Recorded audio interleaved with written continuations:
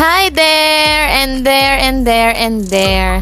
Dahil ito na ang part 3. Actually, nandito na rin ang part 4 ng aming 10th wedding anniversary celebration. At ito nga, maaga kaming nag-breakfast kanina. At ito, sumugod na agad kami sa beach. Dahil itong mga lamang dagat kong pamilya ay excited na ngang mag-swimming. Diba? Ang ganda ng beach. Ayan, ayun na. Asa na ba sila? Andun na yata sila sa gitna ng ano. O, diba? Nandun na sila agad. Excited na sila. Samantalang ako naman ay nagche-check ng mga activity na pwede namin gawin. Kaso nga, wala masyado dahil pang kids. Pwede lang ay yung banana boat. Hindi, joke lang. Bawal daw yan sa kids. Kaya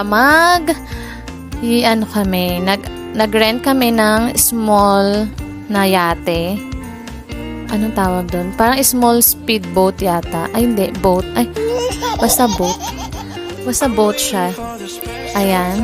Bagong-bago nga tong pinagamit na life vest sa kanila. Ayun yung sasakyan namin. Ni-rent siya for island tour. Island tour siya. Ayan. Diba? Ang ganda.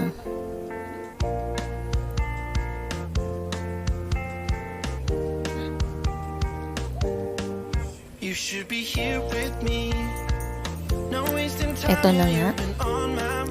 Mag-start ng ating island tour.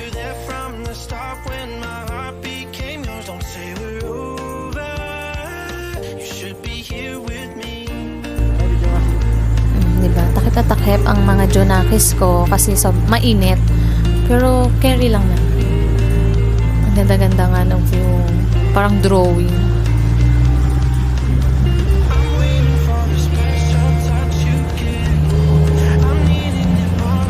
Nung una, nandito lang kami sa likod. Kasi natakot sila dun sa harap. Ayan, tinutour kami ni Kuya sa bawat island dito sa paligid ng Pico del Oro. Hindi ba? Ang nakatalukbong ang mga kasama ko.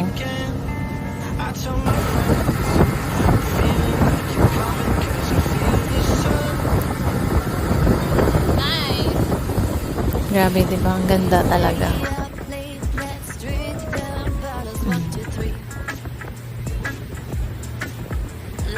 Oh, kumikis pa. Ito ang isa sa mga island. Ang Turtle Island. Ang cute. Ayan, nasa harapan na ako. Ayaw pa rin nila dito sa harap. Sabi ko, mas maganda yung view dito. Dahil talagang buong-buo mo nakikita kaysa sa likod. Grabe guys, sobrang ganda talaga. So ito, yung susunod na island na pupuntahan namin. Kung nakikita nyo yung dulo na yan, sabi ni Kuya, dati buo yan. Kaso nung katagalan, nabiyak siya, lumubog yung part na may kulang, lumubog siya. So nandun lang siya sa ilalim. Sana umangat siya ulit. Charot. Kasi ito, medyo hindi na kami dyan pumunta kasi medyo delikado daw yung mga bato, baka malaglag. So hanggang dito lang kami. Ito, pabalik na kami. Pero dadaan muna kami for fish feeding. Kasi nahanap ng anak ko sila Nemo. So ayan daw. Andiyan sila Nemo at si Dory. Ang dami nila. Pero ang cute ng mga fish. Natanong ko si Kuya, bakit buns yung kinakain ng fish? Nasanay na yata sila sa buns. Ang cute nga eh, oh. Mag-snorkeling sana kami dyan. Kasi ayoko payagan ng asawa ko. Sabi ko naman, kaya ko namang mag-snorkeling mag-isa. Ayaw niya talaga. Sayang. Tapos, nakita namin to si Kuya, magtitinda ng ice cream. Kaya tinawag ko, Kuya, pabili. Ayan, lumapit siya. Diba? Uy, Kuya, nakinakabahan ako sa kanya. Ayan, may tinda siyang mga ice cream, cup noodles. Pero ito, nag-ice cream kami.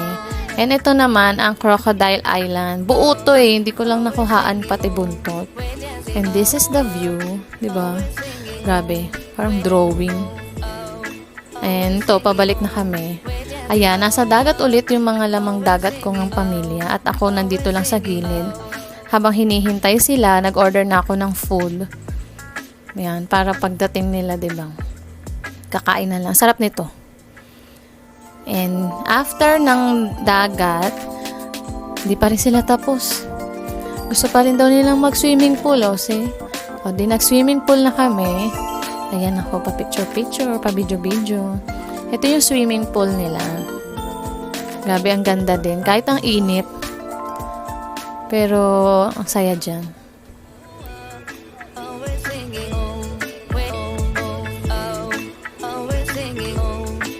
Parang whole day na kami nasa sa tubig.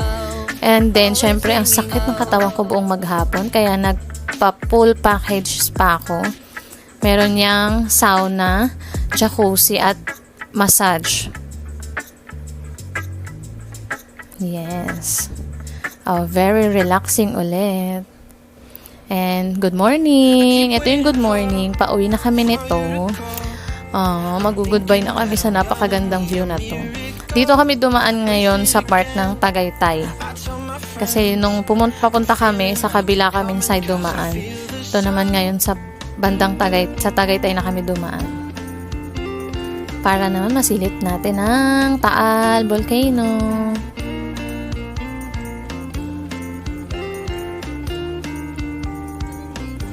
I'm waiting for the special touch you give.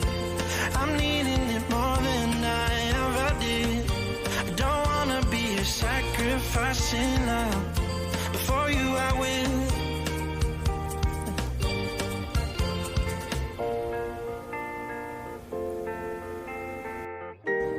Ayan, then dumaan din kami sandali dito sa Starbucks Hiraya para ma-view ang Taal.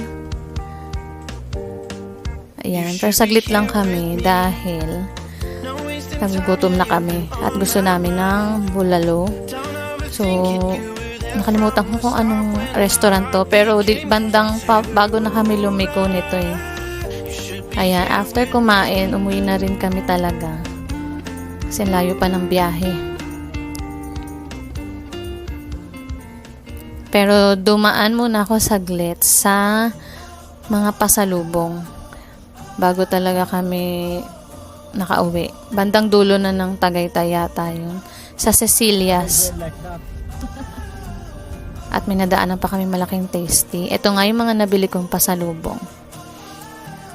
Para sa mga staff and sa mga friends. And that's it. Ayan. Hanggang sa bahay may pa-jellyfish pa kami. So that's it. Thank you for watching. Bye.